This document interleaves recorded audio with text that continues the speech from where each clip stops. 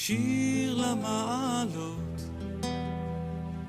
אשא עיניי אל ההרים, מאין יבוא עזרי. Shalom Aleichem, on commence par Achat Bo Bezrat Hashem. On va expliquer aujourd'hui comment sortir d'Égypte sur le plan métaphysique. Eh oui, comme vous voyez aujourd'hui, on n'est pas en Égypte, on est en Israël, on est en France, peu importe où vous vous trouvez aujourd'hui. Mais sur le plan métaphysique. Alors, sur le plan spirituel, notre esprit, il se peut qu'il soit encore en Égypte, Rabotai.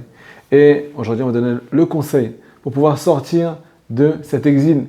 Tous les exils, selon la Torah, selon la Kabbalah, sont appelés l'Égypte, l'exil de l'Égypte. Pourquoi ? Parce que l'Égypte, c'est l'étroitesse. L'Égypte, c'est l'étroitesse qu'il y a dans notre cœur, Rabotai.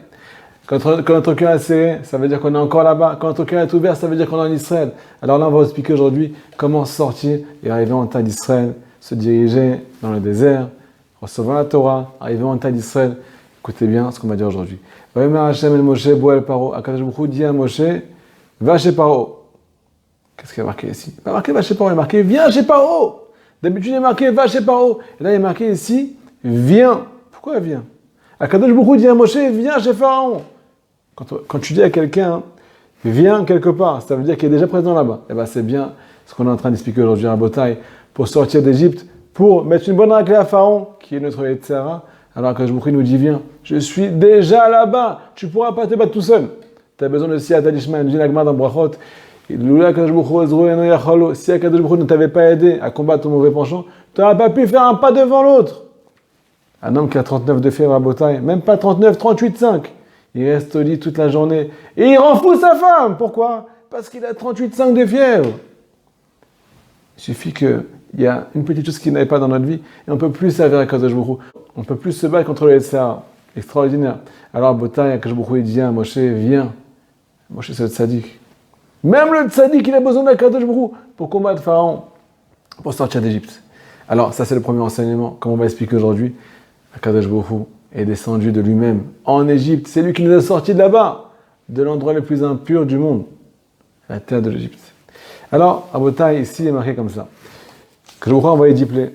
On a passé, Baruch Hashem, un grand nombre de plaies dans la paracha précédente. Maintenant, on arrive à ce qu'on appelle Arbé, les sauterelles, Rocher, la pénombre. Et là, on va arriver à Makat Bechorot.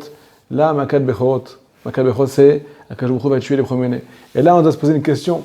C'est là que Akadosh Baruch Hu, il a réussi à faire sortir son peuple d'Égypte grâce à cette Makkah, grâce au fait d'avoir anéanti, tué les premiers-nés d'Égypte. On doit tous se poser la question, qu'est-ce qui s'est passé? Pharaon, à la base, il avait le cœur lourd. Il était dépressif, Pharaon. Il était complètement dépressif. Il est marqué dans la Torah qu'Akadosh Baruch Hu, il a alourdi le cœur de Pharaon. Imaginez-vous quelqu'un qui a le cœur lourd. Toute la journée, il se lève le matin, il est rama, il n'est pas tranquille, il n'est pas... Quelque chose qui ne va pas, il a le cœur lourd. Il ne sait pas qu'est-ce qu'il va faire aujourd'hui. Il traîne au lit, il se retourne dans tous les sens jusqu'à 11h du matin, il ne fait pas cette fila, ainsi de suite. Le Yetzirah, Pharaon ne fait pas cette fila. Pourquoi il a le cœur lourd? Il n'arrive pas à laisser les Juifs sortir d'Égypte. Pourquoi? Parce que Kadosh Baruch Hu lui a alourdi le cœur. Il est sur le point de déprimer. Mais là, il est marqué comme ça, qu'à partir du moment où Kadosh Baruch Hu a envoyé la 10e plaie à Botaï, la 10e plaie, Pharaon, là, il a plus branché. Il a non seulement pas retenu le peuple d'Israël, mais c'est lui qui les a accompagnés dehors. Extraordinaire. Le Yetzirah t'accompagne en terre d'Israël. Il te demande de sortir de son pays pour recevoir la Torah et pour te diriger en terre d'Israël. C'est pas beau tout ça? Qu'est-ce qui s'est passé? Il a reçu la 10e plaie. La question qu'on a tous se poser. Pourquoi c'est la 10e plaie que Pharaon a réussi à lâcher prise? Il y a déjà eu 9 autres plaies avant ça. Alors là, il y a un yesod extraordinaire à Botaï, quelque chose du feu. Quand on va comprendre pourquoi Pharaon a lâché prise et a laissé le peuple d'Israël partir à la 10e plaie, qui est la mort des premiers-nés, on va comprendre comment nous aussi sortir d'Égypte. On va trouver la clé de notre cœur pour pouvoir le sortir de notre Égypte intérieure à Botaï, grâce à ce qu'on appelle Makat Bechorot. Alors, on va tout d'abord expliquer comment un juif, en l'an 2021, il se retrouve en Égypte pour pouvoir comprendre le conseil pratique aujourd'hui. Si tu crois que tu n'es pas en Égypte, tu ne vas pas pouvoir écouter notre conseil. Toi, tu crois que tu es déjà arrivé à la Géoula, tu crois que tu es déjà en terre d'Israël avec une jolie qui passe sur la tête, tu crois que tout va bien, mais tout va très très mal. Pas sur le plan physique, sur le plan spirituel. À partir du moment où tu penses avec les idéologies de Pharaon, à partir du moment où tu penses Comme ce monde y pense, tu ne penses pas comme la Torah elle pense, tu es encore en Égypte. Et la preuve que tu es encore en Égypte, c'est que si tu ne penses pas comme la Torah, tu n'es pas libre ici. Marqué En ben Horin et la Mishosek Torah. Qui c'est celui qui arrive à la liberté? Qui c'est celui qui est libre, qui est libéré de tous les soucis, tous les tourments de ce monde, qui est libéré du corona, qui est libéré de toutes les maladies psychiques, physiques, peu importe. Il n'a pas besoin de médicaments à Botaï. Il a besoin que d'une chose, c'est d'Akadosh Baruch Hu. Est-ce qu'il y en a dans ce monde aujourd'hui qui pense comme ça? J'ai besoin que d'Hachem, moi. Moi, j'ai besoin de personne. J'ai pas besoin qu'on me donne des honneurs. J'ai pas besoin qu'on me respecte. J'ai pas besoin de gagner de l'argent. J'ai pas besoin de... Bref, tout ce que tu fais à Akadosh Baruch Hu, c'est pour le bien. Et tout vient de toi et je veux que toi. Il y en a un comme ça dans la génération? Je ne crois pas. Mais celui à Botaï qui étudie la Torah, alors lui, son Rabbi Nachman de Breslev, malgré l'enfer de ce monde, le juif qui va courir et qui va se réfugier dans la Torah, il va se réfugier dans l'étude de la Torah, alors lui, il est dans la Tevat noire, il est dans l'arche de Noé. Tous les maboules, tous les vents, toutes les folies, toutes les pluies, toute la grêle, toutes les catastrophes, et bien il faut comme ça, schlack. Elles vont sur le côté. Lui, il est protégé par la bulle de la Torah Kedosha, par la sainteté d'Akadosh Baruch Hu, par la sainteté des tzadikim. Même au milieu de l'exil, il est sur l'eau. Il traverse les eaux, comme Moshe Rabbeinu. Alors, à Botaï, En ben Horin et la Mishosek Torah. Là, on va expliquer aujourd'hui comment on est périmètre en Égypte. Tant qu'on n'a pas de Emouna. Oh, Akadosh Baruch Hu, et bien on est encore là-bas à Botaï. Tous les jours, on a un billet tout frais payé pour l'Égypte. Qui c'est qui paye le billet? C'est Pharaon. Il nous invite tous les jours. Et quand il nous demande est-ce que tu viens demain, on lui répond mais je ne comprends même pas ta question. Demain, j'arrive tout de suite. C'est moi qui te fais le café. C'est lui qui fait le café de Sarah. Pourquoi? Parce qu'on est encore là-bas. Alors écoutez, là, on va bien entendu expliquer pourquoi à la 10e plaie, Pharaon a lâché prise. Et pourquoi c'est Akadosh Baruch Hu qui a envoyé cette 10e plaie. Et pourquoi c'est Hachem lui-même qui nous a sortis de là-bas. Alors il faut comprendre. Me dit Rabbi Nachman de Breslev, comment tu tombes en Égypte? Comment tu tombes dans la faute? Comment tu tombes dans l'exil?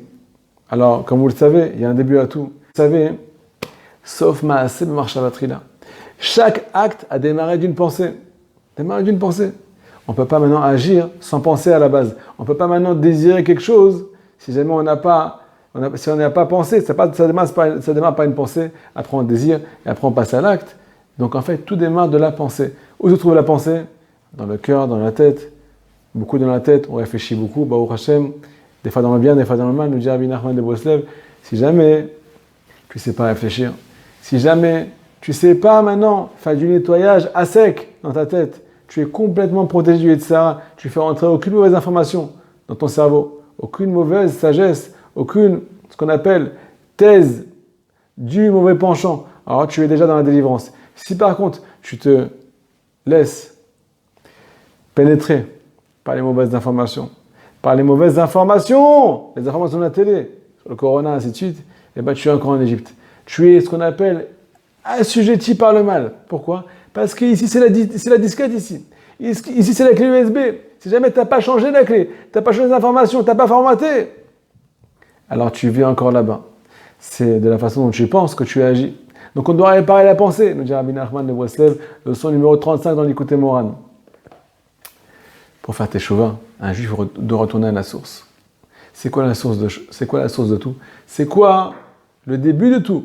Reshit Chochma. Le début, le Reshit, c'est la Chochma, c'est la sagesse, c'est la pensée. Si jamais tu veux réparer, si un jour tu aspires à réparer quelque chose dans ta vie, alors tu dois d'abord réparer ce qu'on appelle ta façon de penser. Et là, tu vas automatiquement pouvoir faire tes teshuva. Parce que quand tu changes la disquette, alors tu changes tes actes. Tu prends les choses à la base, à la racine. On va dire à Rabbi Nachman, quelque chose de très très grave à Botaï. Très très très très grave. Si jamais tu ne sais pas réfléchir, tu es ce qu'on appelle, avec le cerveau de Pharaon, bas par haut. Qu'est-ce qui se passe? On a tous, Baruch Hashem, des bonnes informations dans la tête. Alors pourquoi tu me dis que maintenant, si je ne sais pas réfléchir, alors je suis automatiquement tombé en Égypte, je suis dans les mains de Pharaon et ainsi de suite. On a aussi du bien dans la tête. On va dire à Rabbi Nachman, c'est vrai, tu as du bien, tu as beaucoup de gdusha, tu écoutes des cours de Torah et ainsi de suite. Mais le jour où tu fais rentrer des fausses informations, alors tu fais ce qu'on appelle rentrer un canet. C'est quoi un canet? Un bâton, un piquet dans ton cerveau. Et ce piquet-là, c'est comme un aimant. C'est comme un aimant. il va attirer sur lui toutes les mauvaises choses. Puisque maintenant ce piqué fait référence au mal. Quand il se plante à l'intérieur de toi, il prend une toute petite place. Mais à la fin, il va prendre toute la place. Parce qu'il va tout ramener à lui. Il aspire comme un aspirateur toutes les mauvaises choses. Toutes les poussières, toutes les saletés de ce monde. Pourquoi ? Parce que tu vas faire rentrer quelque chose. Tu vas faire rentrer une mauvaise croyance à l'intérieur de toi. Alors tout va se placer sur cette chose-là, chas v'shalom. Donc toutes les mauvaises midotes ont démarré par une mauvaise information. Cette mauvaise information, elle se plante à l'intérieur de nous, chas v'shalom, et sur elle se posent toutes les mauvaises choses. Et de là, un juif, il ne comprend pas pourquoi, d'un coup, il commence à changer de comportement. C'est normal. Tu t'es attaché à un groupe, ou bien à des personnes, ou bien à une certaine façon de penser qui a changé ton chemin.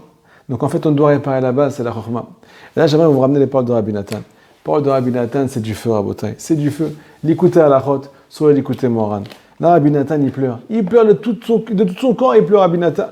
Il explique comment la leçon de Rabbeinu Akadosh, elle est présente dans notre vie. Et combien, tout démarre de qu'est-ce que tu fais rentrer dans ta tête. Les idéologies, les thèses, les mauvaises thèses. Il y en a, ils ont toujours des thèses extraordinaires.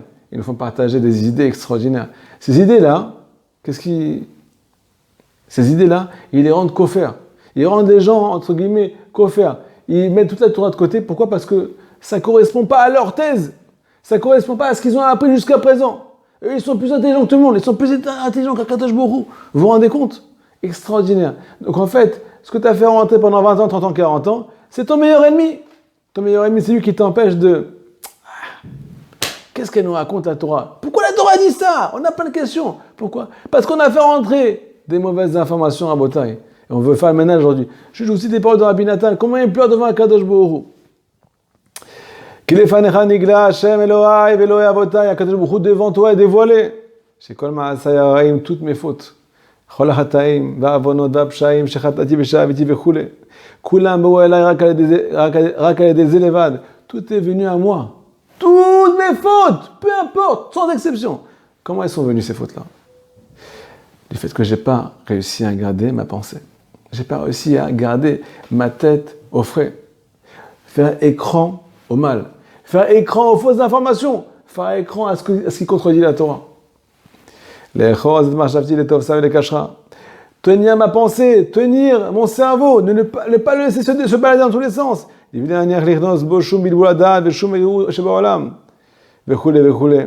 a dit comme ça, il est en train de pleurer à Kadosh Baruch Hu. Akadosh Baruch Hu, aide-moi à faire du ménage, aide-moi à faire un formatage. Et rentrer du bien, maintenant faire rentrer du bien, rentrer le plus de Torah, rentrer le plus de Doucha, d'apporter les tzadikim, m'apprendre à réfléchir, m'apprendre à vivre. Une fois que j'ai changé, maintenant j'ai mis des bonnes informations, une fois que j'ai acquis la Emouna ici, automatiquement je vais courir vers toi à Kadosh Baruch Hu. Alors à Botaï, on doit maintenant se poser la question. Pourquoi Akadosh Baruch Hu, il a fait sortir son peuple ?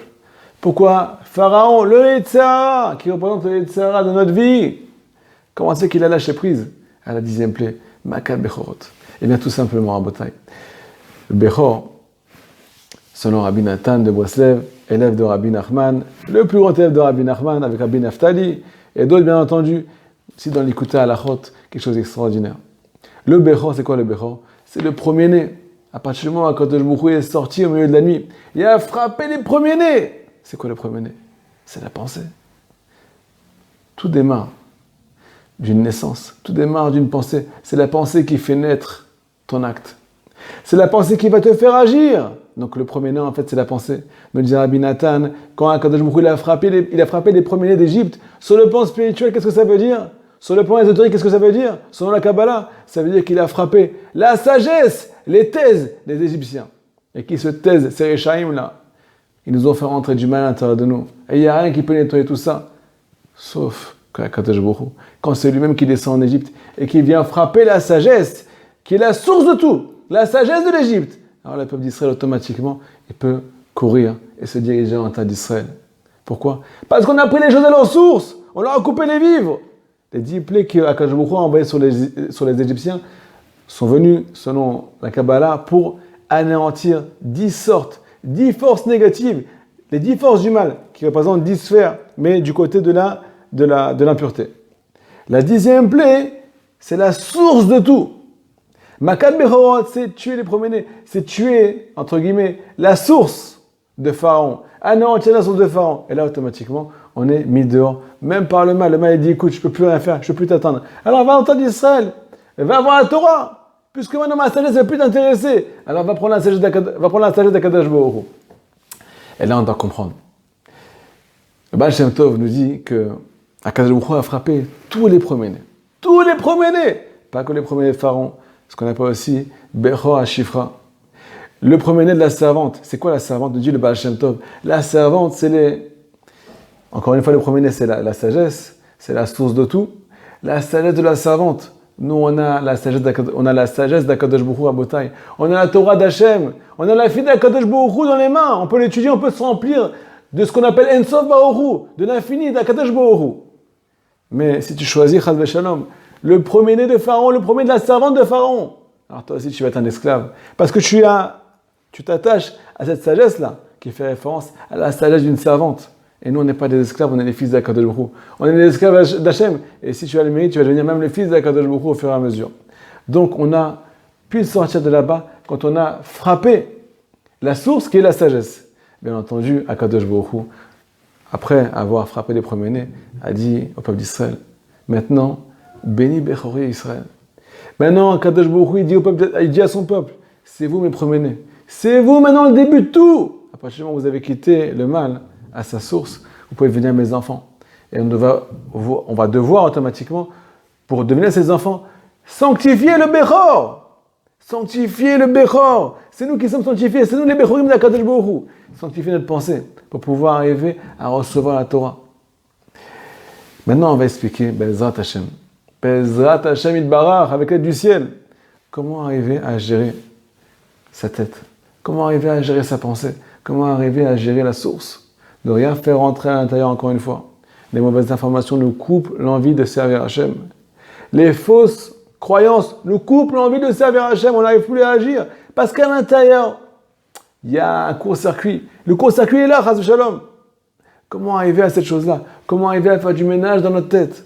Là, on va vous ramener une leçon dans l'Likutei Moharan, une leçon extraordinaire à Botaï. Torah Yud du Likutei Moharan, dans la deuxième partie du Likutei Moharan. Alors, là-bas, Rabbeinu nous dit qu'un juif, il ne pourra jamais sortir d'exil. Si jamais il n'a pas ce qu'on appelle le Yishuv Hadat. C'est quoi le Yishuv Hadat? Le Yishuv Hadat, c'est le repos d'esprit. Le repos d'esprit. Ça veut dire qu'en fait, on est vraiment en exil. À la base, on est en exil 24 heures sur 24. Je vous rassure. C'est pas grave. On est tous dans le même bateau. Donc c'est rassurant, on est tous dans le boudra.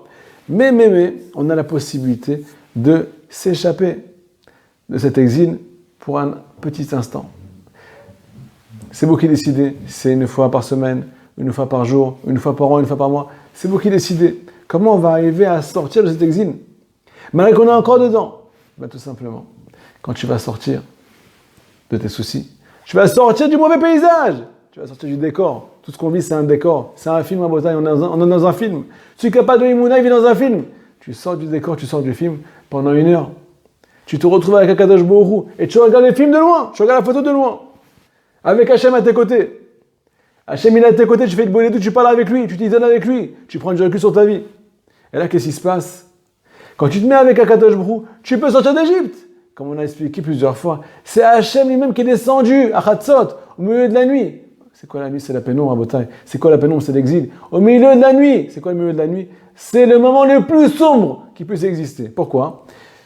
À partir du moment où le soleil se couche, alors, tant qu'on n'est pas arrivé à la moitié de la nuit, il y a encore le soleil, il va encore un peu éclairer ce qu'on appelle l'endroit où on est. Mais à partir du moment où on arrive au milieu de la nuit, alors on est loin de la Shkia, on est loin du coucher du soleil. Donc on n'est pas éclairé du tout par le début, par le soleil qui s'est couché, mais on n'est pas du tout éclairé non plus par le lever du jour, parce qu'on est au milieu.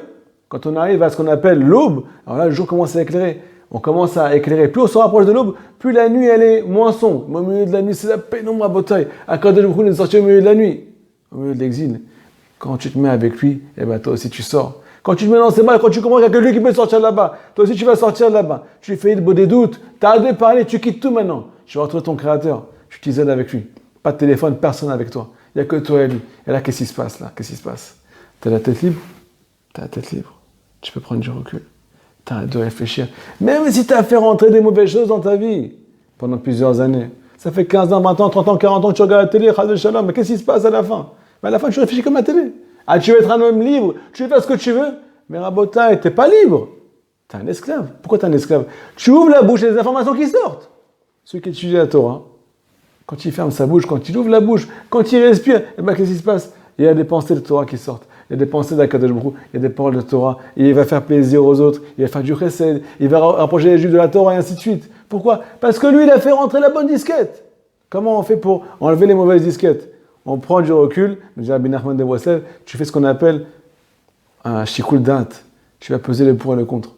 Est-ce que ça va me faire avancer de réfléchir, de continuer à réfléchir comme je réfléchis déjà depuis 10 ans, 20 ans, 30 ans, peu importe ton âge? Ça m'aide ou ça m'aide pas? Viens, on fait 1 + 1 = 2. Est-ce que ça me fait du shalom bayit, de réfléchir, chazé shalom? Est-ce que ça me fait maintenant avancer? Est-ce que ça me rend heureux de chercher les honneurs, de chercher maintenant du kavod, de courir après l'argent, de courir après chazé shalom, des choses interdites? Est-ce que ça me rend heureux? Ou bien c'est encore pire qu'au début? C'est encore pire qu'au début. Je dis Rabbi Nathan de Breslev, mais il n'y a rien dans ce monde qui peut satisfaire un juif. Même quand il kiffe, il souffre. Même au milieu du kiff, il y a des souffrances. Il n'y a jamais rien qui est à 100%. Et je te raconte même pas après le kiff. Mais Chas v'Shalom, des fois tu dis, mais pourquoi? Mais qu'est-ce que j'ai fait? Et pourquoi j'ai fait ça? Mais où je me suis mis? Comment je vais réparer? Il y a des choses qui sont irréparables à Botaï. Donc en fait, tout ce que le Yetzirah nous propose, c'est du bluff. Mais comme on est dans la photo, comme on est dans le décor, on n'arrive pas à prendre du recul. On n'arrive pas à comprendre que c'est du bluff. On n'arrive pas à quitter les mauvaises informations. Quand tu sors de la photo, tu regardes ça de loin, tu poses le pour et le contre, tu dis, mais attends, mais je kiffe pas! Je kiffe pas! J'ai besoin d'être avec papa pour avoir une vie véritable, pour pouvoir me connecter, me mettre à la réalité, pouvoir sortir d'Égypte. Donc tu sors 1 heure, tu prends du recul, tu poses tu pèses le pour et le contre, et là tu te rends compte, Bémet, que les tsara, il peut rien t'apporter. Une fois, je me suis mis à des d'autres à Botaï. Une fois, je me suis isolé avec Akadosh Baruch Hu. Et j'ai dit à mon Yetzirah, mon mauvais penchant, mes instincts, peu importe, tout ce que j'imagine, tout ce qui me fait mais non, le jour où je verrai ça, je serai heureux, et ainsi de suite. Je me suis posé avec lui, j'ai posé des questions. Je lui ai demandé s'il se moquait de moi, s'il se fout pas de moi depuis des années. Et là, il m'a répondu, il m'a dit, je te dis la vérité, ça fait 30 ans que je me fous de toi. 30 ans 30 ans que je me fous de toi. Qu'est-ce que ça veut dire tout ça? Je crois que je te fais croire que tu vas kiffer, et en fait, tu n'es jamais satisfait. Et là, quand je me suis rendu compte de cette chose-là, je me suis dit, mais Rabotai, mais pourquoi investir dans le mal? Pourquoi ne pas investir dans le bien? Quelque chose qui va forcément m'amener de la satisfaction personnelle, forcément me connecter à un cadre de brou, forcément me connecter à une vie véritable, à être libre de tout ce qui peut nous tourmenter, me lier à la Emouna et ainsi de suite. Et là, j'ai pris du recul en Rabotai. Et bien entendu, ça a fait beaucoup de ménage dans ma vie. Maintenant, je dis à Rabbi Nachman, si jamais tu désires faire ce travail-là, de faire du ménage dans ta tête, de prendre du recul, de te mettre dans les bras d'Akadosh Baruch Hu, parce que c'est lui qui te sort d'Égypte, même quand au milieu de la nuit, une fois par semaine, une fois par mois, peu importe, chacun à son niveau, on vous souhaite 1 heure d'être bonne, chaque jour on vous souhaite. Alors pour ça, pour pouvoir gérer ta pensée, il faut être dans la joie. Il faut être dans la joie. Pourquoi? Parce que c'est que quand tu es dans la joie que tu arrives à contrôler les informations qui sont ici. Quand tu n'es pas dans la joie, qu'est-ce qui se passe? Tu tournes à 3000 à l'heure. C'est le TGV à Botaï. Tu n'as pas le contrôle sur toi-même. Tu es en pilote automatique. Tu ne gères pas ce qui se passe. Pourquoi? Parce que tu es tourmenté. Parce que tu es dans le Tzimtzum. Tu es dans l'étroitesse. Tu es en Égypte. Tu es à Sob. Tu ne peux pas bouger. Tu ne peux pas évoluer. Tu ne peux même pas prendre du recul. Donc qu'est-ce qu'il faut faire? Se réjouir. Quand on est réjoui, alors notre cerveau, le dit Rabbi Nachman de Breslev, il est ce qu'on appelle libre. La liberté, la sortie d'exil, comme on l'a déjà expliqué 10 000 fois dans nos cours, c'est par la joie. Même si tu as fait Chas v'Shalom, quelque chose qui n'était pas bien aux yeux d'Hachem, si tu vas te morfondre et que ça va te faire tomber encore plus, mais Chas v'Shalom, c'est l'Yetzirah qui est en train de te manger comme ça, il est en train de te manger de doucement, l'Yetzirah. Donc qu'est-ce qu'il faut faire? Il faut se réjouir sans arrêt, chanter à Kadosh Baruch Hu, le remercier quand on a fait des mitzvot, le dire pardon quand on a fait des avérotes, mais on lui dit pardon avec le sourire, papa s'il te plaît, aide-moi à ne pas recommencer. Sans toi, je ne peux pas sortir d'Égypte. Qu'est-ce qu'il y a marqué dans le passouk ici? Quand je me dis à Moshe, Boel Paro, viens chez Pharaon. Qu'est-ce que ça veut dire viens chez Pharaon? Vous connaissez la blague? Il y a des gens, ils te disent, Moi, comme ça m'a fait quand j'étais petit plusieurs fois. Pas une blague. Il m'a dit, va voir ailleurs si j'y suis. Va voir ailleurs si j'y suis. Et là, tu vas là-bas. Un petit enfant, il est naïf comme ça. Il va là-bas, il va chercher celui qui lui a dit ça. Et il dit, bah, il va voir ailleurs s'il est là-bas. Qu'est-ce qui se passe s'il ne trouve pas là-bas? Et l'autre, il est derrière, il s'éclate, il va exploser de rire. Pourquoi? Parce qu'il s'est moqué de nous. Mais Kadosh Baruch Hu, quand il a me dit à Moshe Rabbeinu, va voir ailleurs si j'y suis. Il a dit, écoute-moi bien. Va chez Pharaon, je me trouve déjà là-bas. Va voir chez Pharaon si j'y suis. Et bien, Kadosh Baruch Hu était présent. Kadosh Baruch Hu, il est avec nous tout le temps. Où que tu sois, Kadosh Baruch Hu sera déjà là-bas, parce que Kadosh Baruch Hu, il est infini. Et quand tu comprends qu'il est tout le temps avec toi, là, tu vas commencer à pouvoir sortir d'Égypte. Et là, ça va t'amener la joie. Tu vas avoir un sentiment de ce qu'on appelle tu vas te sentir accompagné. Le fait que tu sens accompagné grâce à l'aide de Lédout, parce que plus tu parles avec lui, plus tu sens qu'il est dans ta vie. Et plus tu sens qu'il est dans ta vie, plus tu sors de l'exil, parce que les vraies valeurs, elles commencent à se mettre devant tes yeux. Et les fausses valeurs, elles commencent à s'écarter de toi, comme on l'a dit aujourd'hui. Et bien, Hachem, on va arriver à faire du ménage dans nos idées et à sortir de tous nos exils. Ah ben, Hachem, on vous souhaite beaucoup de bonheur, beaucoup de doutes, beaucoup de ménage intérieur, surtout beaucoup de recul. Et faites rentrer Hachem dans votre vie. Cassez les thèses du mauvais penchant et attachez-vous à la Torah Akdosha. Il n'y a que ça qui va nous amener à la liberté, sortir de tout notre exil. Chazak Baruch, inscrivez-vous sur la chaîne, faites passer, faites du bien, aidez-nous à diffuser, on a besoin de vous. On est une équipe, ne l'oubliez jamais. Chazak Baruch. שיר למעלות,